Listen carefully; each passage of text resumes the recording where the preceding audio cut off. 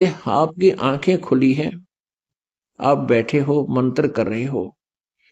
जब आप सारनाम का जाप करते हो तो आपका मेडिटेशन साथ में चलता है। ये विधि हम उसको उपदेश देते समय बताते हैं। तो हमारा जैसे हम यहां बैठे हैं और हमारा ध्यान उस सतलोक में है कि हम यहां नहीं रहेंगे, हमारा लोक यहां नहीं है, हम सतलोक में जाएंगे। जिसके अंदर कसक निरूपर तो मंत्र जाप करते हैं, कहते हैं वो सूट तोते की तरह रटला रहे हैं। सोटा खाली रह गया, सोटा कहते तोते को, पार पहुंचा नाही, ऐसे राम राम प्राणी कहे वो जम की नगरी जाही। जिसके अंदर कसक निरूपर तो मंत्र जाप करते हैं, कहते हैं वो सूट तोते की तरह रटला रहे हैं। सोवटा पढ़े सुभान गति, अंदर नहीं उचारे, कुंज कुरल अंडपोख है ये कोस सैंस हजारे। कुंज कुरल हरि हेत जप अलल पंख गैनारे, हृदय शुद्ध शरीर सर ये कच्छप दृष्टि निहार। कितना अच्छा ज्ञान दिया, कितना एक सटीक उदाहरण दिया परमात्मा ने, एग्जाम्पल दिया है कि सुवा पढ़े सुभान गति, स्वाभाविक पढ़ रहा है तोता तो, अंदर नहीं उचारे, और कुंज कुरल अंडपोख है ये कोस सहस हजार। इधर जो ये कुंज आती है ना, कुंज सर्दियों इनमें वर्षा के दिनों में कुंज आती है, कुंज पक्षी होते हैं, और वो इधर बहुत दूर से आती है, हजारों कोस दूर से। कोई इटली साइड से कहता है, कोई कहीं से, जैसा भी हमने उदाहरण को समझना है। वहां अधिक सर्दी होती है, जिस क्षेत्र में अधिक बर्फ गिरती है, वहां वो क्या करती हैं, वो अंडे वहां पैदा कराती हैं, कुंज पक्षी, और वहां से ये चल पड़ती हैं इधर जहां नॉर्मल टेम्परेचर होता है और जहां उनको आहार प्राप्त होता है, यहां आ जाते हैं। तो वो क्या करते हैं, आप हमने देखा वो, क्योंकि विशेषकर ये धान धुन होते थे पहले, उन धानों को खाने के लिए कुंज ज्यादा पहुंच जाती थी। तो वो क्या करती थी, एक पल भी बोलने से बंद नहीं होती थी, कुरल कुरल कुरल कुरल न्यू करती रहती थी। वो अपने अंडों की कसक में उन अंडों की तरफ उनकी एक विशेष तरंग जाती थी हृदय से, कि मेरे बच्चे कहीं मर ना जा, मेरे बच्चों का क्या होगा।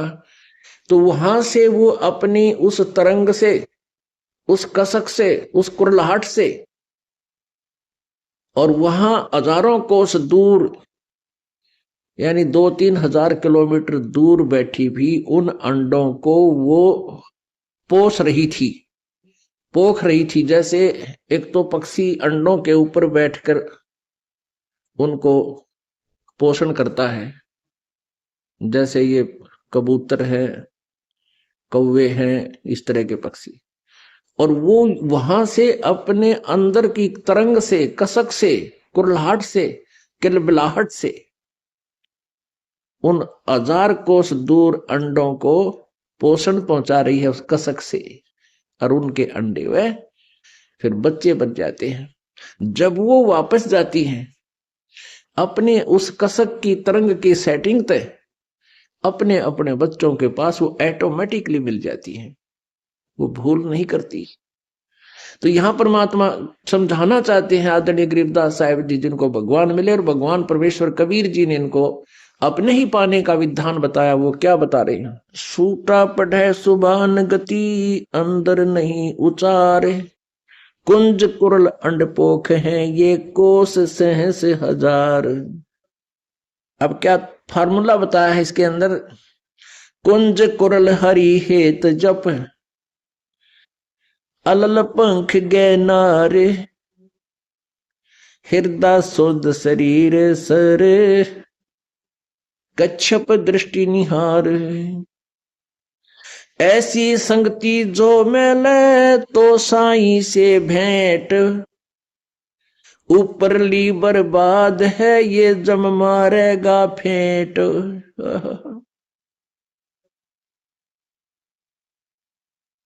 ऐसे यदि आप परमात्मा को याद करते हो तो आपकी सफल होगी, आपका साईं परमात्मा से भेंट माने साक्षात्कार होगा।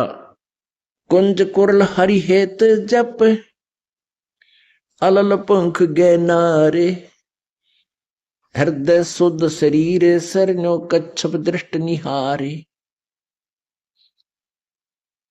जैसे आप जी ने यजुर्वेद अध्याय नंबर 40 के श्लोक नंबर 15 में, मंत्र नंबर 15 में सुना, उसमें क्या लिखा है?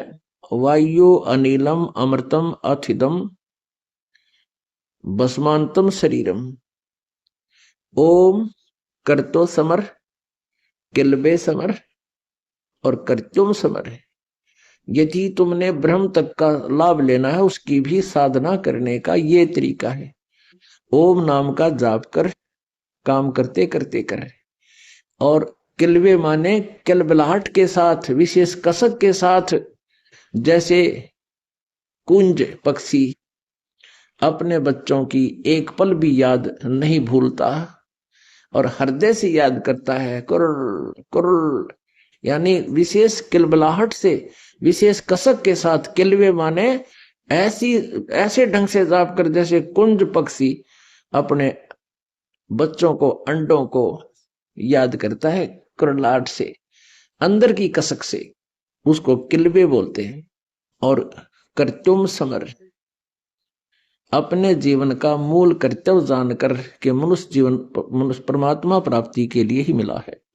ऐसे भगवान जब, तो तब कैसे होगा? ऐसी संगति जय मिले तो साईं से भेंट, ऊपरली बर्बाद है जब मारेगा फेंट। ऐसे जब तुम साधना करोगे इसी कसक के साथ, तो परमात्मा का साक्षात्कार होगा। और ऊपरली बर्बाद है, ऊपर बनाठ माला फेर दी, कहते परमात्मा कहते वो अच्छी बात है, अगर उसमें मंत्र में ध्यान रहा है तो वो सफल है। नहीं तो परमात्मा कहते हैं जीव या तो मुख में पर फिरे और माला फिरे कर्मा ही, कर्मा ने हाथ में, और मनवा तो चौ दिस फिरे, ये तो सिमरना ही। विशेष कसक के साथ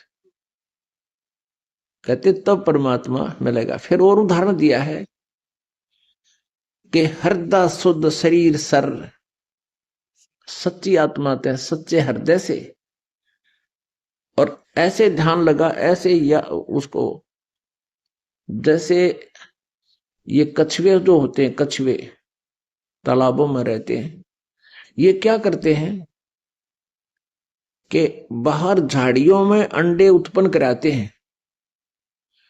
जो तालाब के आसपास झाड़ियां होती थी उनमें जाकर अंडे उत्पन्न कराते हैं और फिर रहते हैं जल में।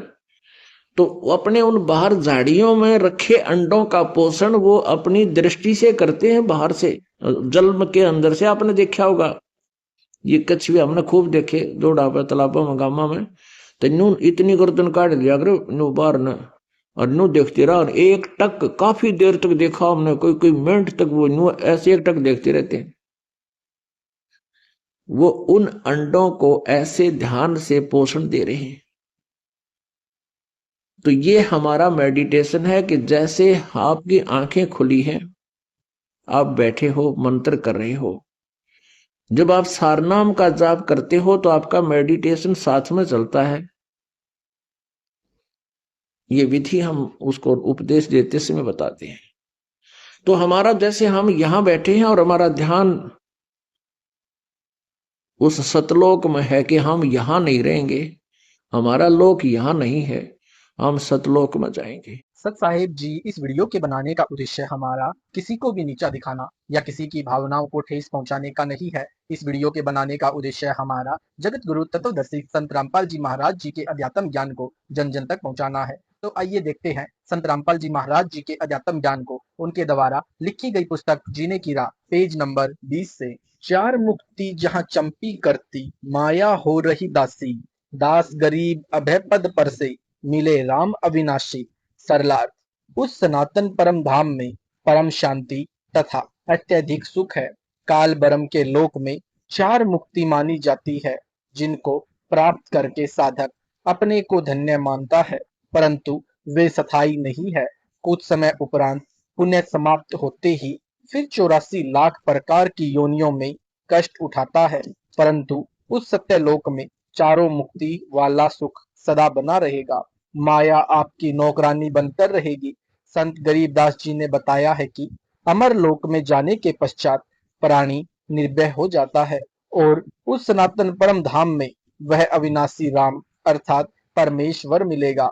इसलिए पूर्ण मोक्ष के लिए शास्त्रानुकूल भक्ति करनी चाहिए, जिससे उस भगवान तक जाया जा सकता है।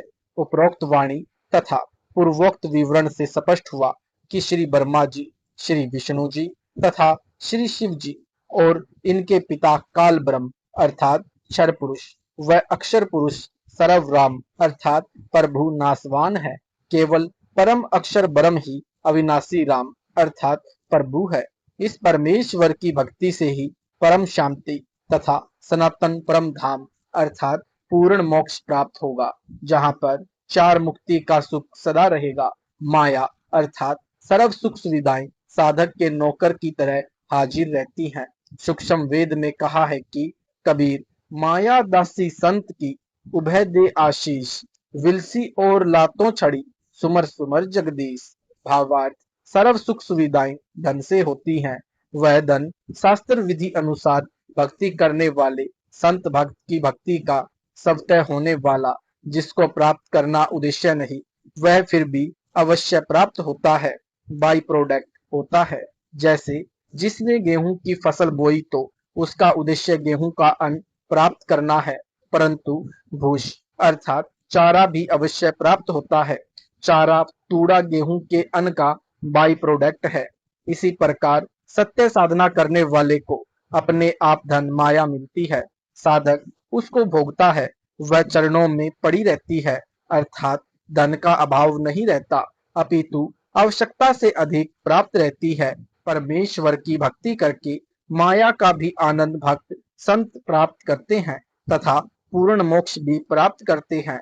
उसी प्रसंग को आगे बढ़ते हैं कि मानव शरीर प्राप्त प्राणी को अपना उद्देश्य याद रखना चाहिए, भक्ति करके अपना कल्याण करवाना चाहिए। सूक्ष्म वेद में लिखा है कि यानी राग आसावरी शब्द नंबर 71, यह सौदा फिर नाही संतो, यह सौदा फिर नाही, लोहे जैसा तव जात है, काया देश सराही, तीन लोक और भवन चतुर्दश, सब जग सौदे नाही, यानी दुगने तिगने किए चौगने, किन्हू मूल गवाही। Page number 21। भावार्थ, जैसे दो व्यापारी दूर किसी शहर में सौदा करने गए और 5-5 लाख रुपए मूल धन ले गए।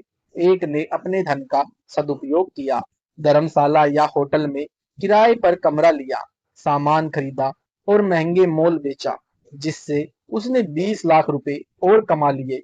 2 वर्ष में वापस अपने घर आ गया, सब जगह प्रशंसा हुई और धनी बन गया। दूसरे ने भी होटल या धर्मशाला में कमरा किराए पर लिया, शराब पीने लगा, वेश्याओं के नृत्य देखता, खाता और सो जाता। उसने अपना मूलधन 5 लाख रुपए भी नष्ट कर दिया। वापिस घर आया तो ऋण यानी कर्जा हो गया, जिससे 5 लाख रुपए उधार लेकर गया था। उसने अपने रुपए मांगे, न देने पर उसको अपना मजदूर रखा, उससे अपना 5 लाख का धन पूरा किया। उपरोक्त वाणी का यही तात्पर्य है कि 3 लोक यानी स्वर्ग लोक, पाताल लोक तथा पृथ्वी लोक में जितने भी प्राणी हैं, वे सब अपना राम नाम का सौदा करने आए हैं।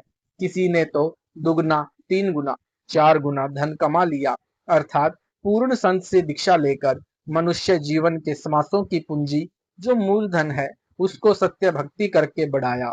अन्य व्यक्ति जिसने भक्ति नहीं की या शास्त्र विधि त्याग कर मनमाना आचरण किया या अनधिकारी गुरु से दीक्षा लेकर भक्ति की, उसको कोई लाभ नहीं मिलता। यह पवित्र गीता अध्याय 16 श्लोक 23-24 में प्रमाण है, जिस कारण से उसने भी अपना मनुष्य जीवन के समास रूपी मूल धन को सत्य भक्ति बिना नष्ट कर लिया। भक्ति न करने से हानि का अन्य विवरण। यह दम टूटे पिंडा फूटे, हो लेख्या दरगाह माही। उस दरगाह में मार पड़ेगी, जम पकड़ेंगे बाही। नर नारायण देहि पाए कै, फेर 84 जाही। उस दिन की मोह डरनी लागे, लज्जा रह के नाही। जा सतगुरु की मैं बलिहारी, जो जामन मरण मिटाही। कुल परिवार तेरा कुटुंब कबीला, मसलित एक ठहराई। बांध पिंजरी आगे धर लिया, मरगट को ले जाही। अग्नि लगा दिया जब लंबा, फूंक दिया उस ठाही।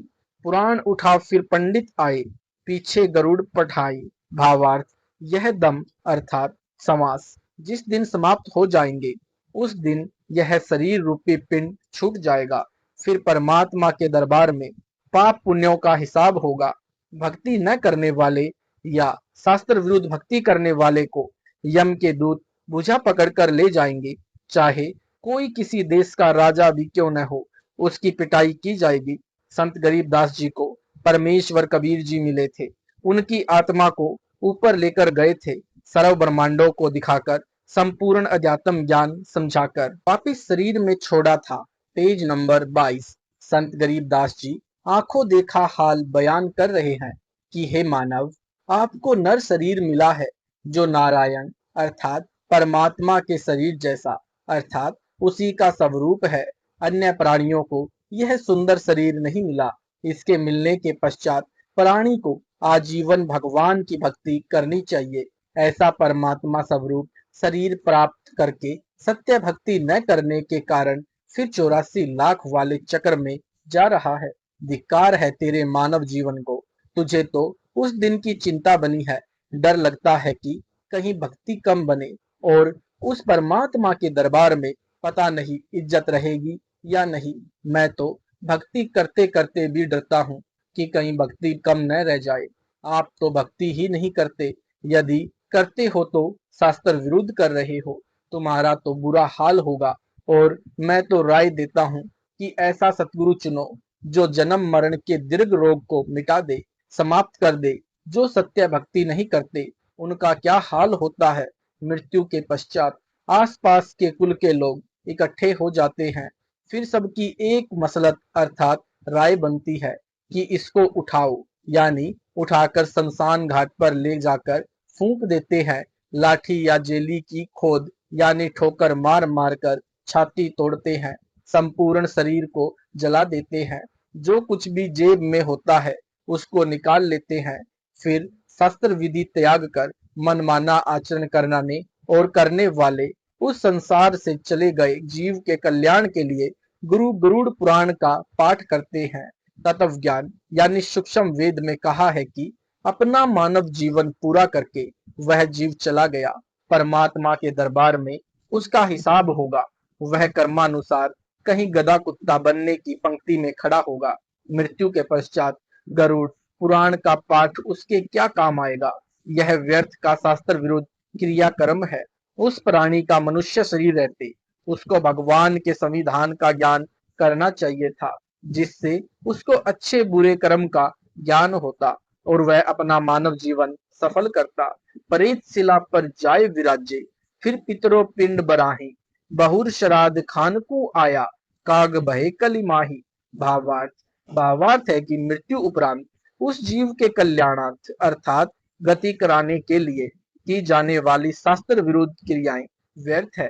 जैसे गरुड़ पुराण का पाठ करवाया उस मरने वाले की गति अर्थात मोक्ष के लिए, फिर अस्थियां गंगा में प्रवाहित की उसकी गति करवाने के लिए, फिर 13वीं या 17वीं को हवन व भंडारा किया उसकी गति कराने के लिए। पहले प्रत्येक महीने 1 वर्ष तक महीना क्रिया करते थे उसकी गति कराने के लिए। फिर छठे महीने 6 माही क्रिया करते थे उसकी गति कराने के लिए। फिर वर्षी क्रिया करते थे उसकी गति कराने के लिए। फिर उसकी पिंडोदक क्रिया करते हैं उसकी गति कराने के लिए। श्राद्ध निकालते हैं अर्थात श्राद्ध क्रिया कराते हैं। श्राद्ध वाले दिन पुरोहित भोजन स्वयं बनाता है और कहता है कि कुछ भोजन मकान की छत पर रखो, कहीं आपका पिता कौवा यानी काग न बन गया हो। Page number 23। जब कौवा भोजन खा जाता है तो कहते हैं कि तेरे पिता या माता आदि जो मृत्यु को प्राप्त हो चुका है, जिसके लिए यह सर्व क्रिया की गई है और यह श्राद्ध किया गया है, वह कौवा बना है। इसका श्राद्ध सफल हो गया। उस उपरोक्त विवरण से स्पष्ट हुआ कि वह व्यक्ति जिसका उपरोक्त क्रियाक्रम किया था वह कौवा बन चुका है। श्राद्ध करने वाले पुरोहित कहते हैं कि श्राद्ध करने से वह जीव 1 वर्ष तक तृप्त हो जाता है, फिर 1 वर्ष में श्राद्ध फिर करना है। विचार करें, जीवित व्यक्ति दिन में 3 बार भोजन करता था, अब तक एक दिन भोजन करने से 1 वर्ष तक कैसे तृप्त हो सकता है? यदि प्रतिदिन छत पर भोजन रखा जाए तो वह कौवा प्रतिदिन ही भोजन खाएगा। दूसरी बात, मृत्यु के पश्चात की गई सर्व क्रियाएं गति यानी मोक्ष कराने के उद्देश्य से की गई थी। उन ज्ञानहीन गुरुओं ने अंत में कौवा बनवाकर छोड़ा। वह प्रेत शिला पर प्रेत योनि भोग रहा है। पीछे से गुरु और कौवा मौज से भोजन कर रहा है। पिंड भराने का लाभ बताया है कि प्रेत योनि छूट जाती है। मान ले प्रेत योनि छूट गई, फिर वह गधा या बैल बन गया तो क्या गति कराई? नर से फिर पशुआ की जय, गधा बैल बनाई, 56 भोग कहाँ मन भोरे, कहीं कुरडी चरने जाई। भावार्थ, मनुष्य जीवन में हम कितने अच्छे अर्थात 56 प्रकार के भोजन खाते हैं। भक्ति न करने से या शास्त्र विरुद्ध साधना करने से गधा बनेगा, फिर ये 56 प्रकार के भोजन कहाँ प्राप्त होंगे? कहीं कुर्डियों यानी रूढ़ी पर पेट भरने के लिए घास खाने जाएगा। इसी प्रकार बैल आदि आदि पशुओं की योनियों में कष्ट पर कष्ट उठाएगा। जय सतगुरु की संगत करते सकल कर्म कटि जाई, अमरपुरी पर आसन होते जहां धूप न छाई। भावार्थ, संत गरीबदास जी ने परमेश्वर कबीर जी से प्राप्त सूक्ष्म वेद में आगे कहा है कि यदि सतगुरु यानी तत्वदर्शी संत की शरण में जाकर दीक्षा लेते तो उपरोक्त सर्व कर्मों के कष्ट कट जाते और न प्रेत बनते, न गधा, न बैल बनते। अमरापुरी पर आसन होता अर्थात गीता अध्याय 18 श्लोक 62 तथा अध्याय 15 श्लोक 4 में वर्णित सनातन परम धाम प्राप्त होता, परम शांति प्राप्त हो जाती, फिर कभी लौटकर संसार में नहीं आते, अर्थात जन्म मरण का कष्टदायक चक्र सदा के लिए समाप्त हो जाता। उस अमर लोक यानी सत्यलोक में धूप छाया नहीं है, अर्थात जैसे धूप दुखदाई सुखदाई हो तो छाया की आवश्यकता पड़ी। उस सतलोक में केवल सुख है, दुख नहीं है। सूरत निरत मन पवन पयाना, शब्दे शब्द समाई, गरीब दास गलतान महल में मिले कबीर गोसाई। भावार्थ, संत गरीबदास जी ने कहा है कि मुझे कबीर परमेश्वर मिले हैं। Page number 24। मुझे सूरत निरत मन तथा समास पर ध्यान रखकर मन का स्मरण करने की विधि बताई है, जिस साधना से सतलोक में हो रही शब्द धुनि को पकड़कर सतलोक में चला गया, जिस कारण से सत्यलोक यानी शाश्वत स्थान में अपने महल में आनंद से रहता हूँ। क्योंकि सत्य साधना जो परमेश्वर कबीर जी ने संत गरीबदास जी को बताई थी और उस स्थान यानी सत्यलोक को गरीबदास जी परमेश्वर के साथ जाकर देख कर आए थे, जिस कारण से विश्वास के साथ कहा कि मैं जो शास्त्रानुकूल साधना कर रहा हूँ यह परमात्मा ने बताई है, जिस शब्द अर्थात नाम का जाप करने से मैं अवश्य पूर्ण मोक्ष प्राप्त करूंगा, इसमें कोई संशय नहीं रहा। जिस कारण से मैं यानी गरीबदास सत्यलोक में बने अपने महल यानी विशाल घर में जाऊंगा, जिस कारण से निश्चिंत तथा गलतान यानी महल प्राप्ति की खुशी में मस्त हूँ, क्योंकि मुझे पूर्ण गुरु स्वयं परमात्मा कबीर जी अपने लोक से आकर मिले हैं। गरीब अजब नगर में ले गए हमको सतगुरु आन, चिलके बिंब अगाध गति सूते चादर तान। भावार्थ, गरीबदास जी ने बताया है कि सतगुरु अर्थात स्वयं परमेश्वर कबीर जी अपने निज धाम सतलोक से आकर मुझे साथ लेकर अजब यानी अद्भुत नगर में अर्थात सत्यलोक में बने शहर में ले गए। उस स्थान को आंखों देखकर मैं परमात्मा के बताए भक्ति मार्ग पर चल रहा हूँ, सत्य नाम सार नाम की साधना कर रहा हूँ, इसलिए चादर तान कर सो रहा हूँ, अर्थात मेरे मोक्ष में कोई संदेह नहीं है। चादर तान कर सोना, निश्चिंत होकर रहना। जिसका कोई कार्य शेष न हो और कोई चादर ओढ़ कर सो रहा हो तो गांव में कहते हैं कि अच्छा चादर तान कर सो रहा है, क्या कोई कार्य नहीं है। इसी प्रकार गरीबदास जी ने कहा है कि अब बड़े बड़े महल बनाना व्यर्थ लग रहा है, अब तो उस सत्यलोक में जाएंगे जहां बने बनाए विशाल भवन है, जिनको हम छोड़कर गलती करके यहाँ काल के मृत्यु लोक में आ गए हैं। अब दाव लगा है, सत्य भक्ति मिली है तथा तत्व ज्ञान मिला है। सज्जनों, वह सत्य भक्ति वर्तमान में मेरे यानी संत रामपाल दास के पास है, जिससे इस दुखों के घर संसार से पार होकर वह परम शांति तथा शाश्वत स्थान यानी सनातन परम धाम प्राप्त हो जाता है, जिसके विषय में गीता अध्याय 18 श्लोक 62 में कहा है तथा गीता अध्याय 15 श्लोक 4 में कहा है कि तत्वदर्शी संत से तत्व ज्ञान प्राप्त करके उस तत्व ज्ञान से अज्ञान का नाश करके उसके पश्चात परमेश्वर के उस परम पद की खोज करनी चाहिए, जहां जाने के पश्चात साधक फिर लौटकर संसार में कभी नहीं आता।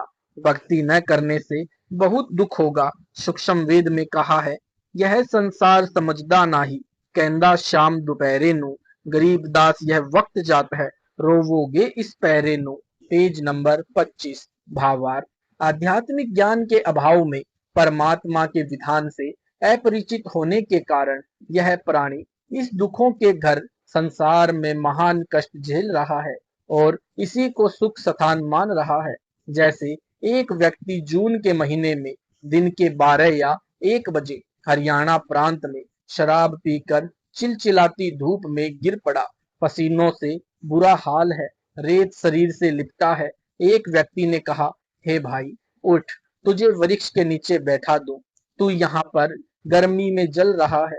शराबी बोला कि मैं बिल्कुल ठीक हूँ, मौज हो रही है, कोई कष्ट नहीं है। एक व्यक्ति किसी कारण कोर्ट में गया, वहां उसका रिश्तेदार मिला, एक दूसरे से कुशल मंगल पूछी। दोनों ने कहा सब ठीक है, मौज है।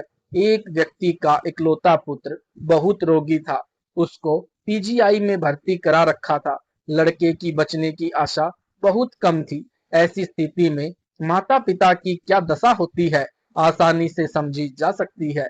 रिश्तेदार मिलने आए और पूछा कि बच्चे का क्या हाल है। पिता ने बताया कि बचने का भरोसा नहीं। फिर पूछा और कुशल मंगल है। पिता ने कहा सब मौज है। विचार करें, शराब के नशे में घोर धूप के ताप को झेल रहा था, फिर भी कह रहा था कि मौज हो रही है। कोर्ट कचहरियों में जो रिश्तेदार मिले, दोनों ही कह रहे थे कि सब मौज है। विचार करें, जो व्यक्ति कोर्ट के कोल्लू में फंसा है, उसको सौपन में भी सुख नहीं होता, फिर भी दोनों कह रहे थे कि मौज है, अर्थात आनंद है। जिस व्यक्ति का इकलौता पुत्र मृत्यु शैया पर हो, उसको मौज कैसी। इसलिए सूक्ष्म वेद में कहा है कि इस दुखालय संसार में यह प्राणी महाकष्ट को सुख मान रहा है। यह संसार समझदा नाही, कहंदा शाम दोपहरे नु, गरीबदास यह वक्त जात है, रोवोगे इस पहरे नु। भावार्थ, संत गरीबदास जी ने बताया है कि मनुष्य जन्म प्राप्त करके जो व्यक्ति भक्ति नहीं करता, वह कुत्ते गधे आदि आदि की योनियों में कष्ट उठाता है। कुत्ता रात्रि में आसमान की ओर मुख करके रोता है। इसलिए गरीबदास जी ने बताया है कि यह मानव शरीर का वक्त एक बार हाथ से निकल गया और भक्ति नहीं की तो इस समय यानी इस पहरे को याद करके रोया करोगे। भक्ति मार्ग पर यात्रा, जब तक आध्यात्मिक ज्ञान नहीं, तब तक तो जीव माया के नशे में अपना उद्देश्य भूल चुका था। और जैसा ऊपर बताया कि शराबी नशे में ज्येष्ठ महीने की गर्मी में दिन के दोपहर के समय धूप में पड़ा पड़ा पसीने व रेत में सना भी कह रहा होता है कि मौज हो रही है, परंतु नशा उतरने के पश्चात उसे पता चलता है कि तू जंगल में पड़ा है, घर तो अभी दूर है। कबीर जी ने कहा है कि कबीर, यह माया अटपटी, सब घट आन अड़ी, किस किस को समझाऊं, यहाँ कुएं भांग पड़ी। भावार्थ, अध्यात्म ज्ञान रूपी औषधि सेवन करने से जीव का नशा उतर जाता है, फिर वह भक्ति के सफर पर चलता है, क्योंकि उसे परमात्मा के पास पहुंचना है, जो उसका अपना पिता है तथा वह सतलोक जीव का अपना घर है। यात्रा पर चलने वाला व्यक्ति सारे सामान को उठाकर नहीं चल सकता, केवल आवश्यक अनुसार सामान लेकर यात्रा पर चलता है। इसी प्रकार भक्ति के सफर में अपने को हल्का होकर चलना होगा, तभी मंजिल को प्राप्त कर सकेंगे। भक्ति रूपी राह पर चलने के लिए अपने को मानसिक शांति का होना अनिवार्य है। मानसिक परेशानी का कारण है अपनी परंपराएं तथा नशा, मान बढ़ाई, लोक दिखावा। यह भार व्यर्थ के लिए बड़े खड़े हैं, जैसे बड़ी कोठी, बड़ी महंगी कार, श्रृंगार करना, महंगे आभूषण यानी सोने के आभूषण संग्रह करना, विवाह में दहेज लेना देना, बैंड बाजे डीजे बजाना, घुड़चढ़ी के समय पूरे परिवार का बेशर्मों की तरह नाचना, मृत्यु भोज करना, बच्चे के जन्म पर खुशी मनाना, खुशी के अवसर पर पटाखे चलाना, फिजूल खर्ची करना आदि आदि जीवन के भक्ति सफर में बाधक होने के कारण त्यागने पड़ेंगे। सत साहेब जी, अगर आपको यह वीडियो अच्छा लगा है तो वीडियो को लाइक करें, शेयर करें, कमेंट करें। ऐसे ही वीडियो देखने के लिए यूट्यूब पर हमारे चैनल को सब्सक्राइब जरूर करें। सत साहेब जी।